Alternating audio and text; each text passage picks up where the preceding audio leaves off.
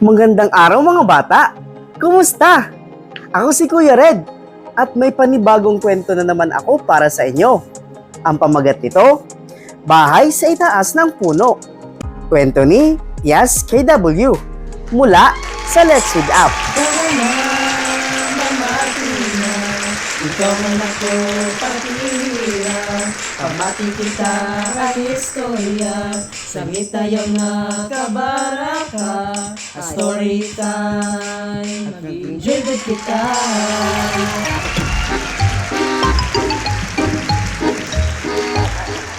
Wow! Ang ganda naman ng ibong iyon! Anong uri iyon ng ibon? Nais malaman ni Kiara. Nais din makita ni Hati ang mga ibon. Maingay siyang umakyat ng bahay sa puno. Oh, hindi! Ang ibon ay lumipad palayo. Mukhang nagulat ito sa ingay ni Hati. Kailangan ni Kiara makuha ang kanyang binukulo. Sana hindi muling lumipad palayo ang ibon.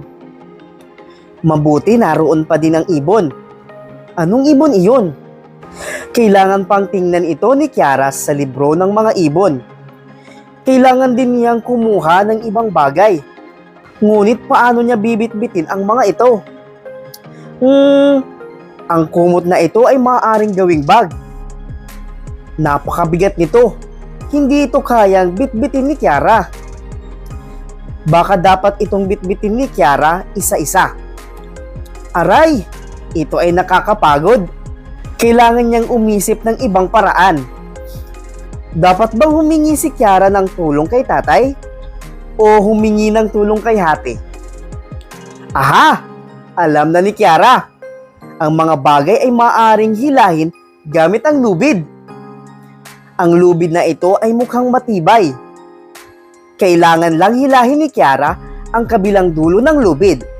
Pagkatapos ay hilahin niya ang libro ng mga ibon pataas. Og, hindi ito madali. Madalas naiipit ang libro sa hagdan. Mabigat ang libro at hindi gumagalaw ng maayos ang lubid. Si Kiara ay nag-isip ng mabuti.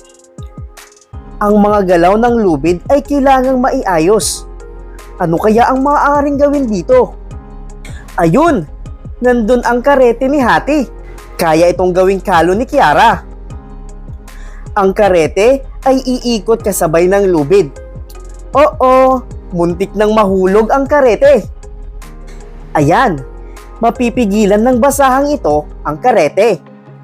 Ngayon ay gagalaw na ng maayos ang lubid. Hila! Sa wakas, ang kumot ng mga bagay ay nahila na pataas ng madali. Yehey! Ang kalong ito ay malaking tulong. Pakinggan, ang ibon ay humuhuni.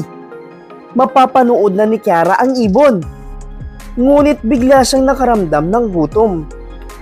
Huy, kaninong boses iyon? Kay nanay. Pinadalhan sila ng pagkain ni nanay. At dyan po nagtatapos ang ating kwentong Bahay sa Itaas ng Puno. Mga bata, tularan natin si Kiara. Dahil siya ay mapamaraan. Nagawan niya ng paraan ng isang bagay na mahirap niyang lutasin. Maraming salamat po sa inyong pakikinig. Magkita-kita po tayo sa susunod na linggo. Paalam!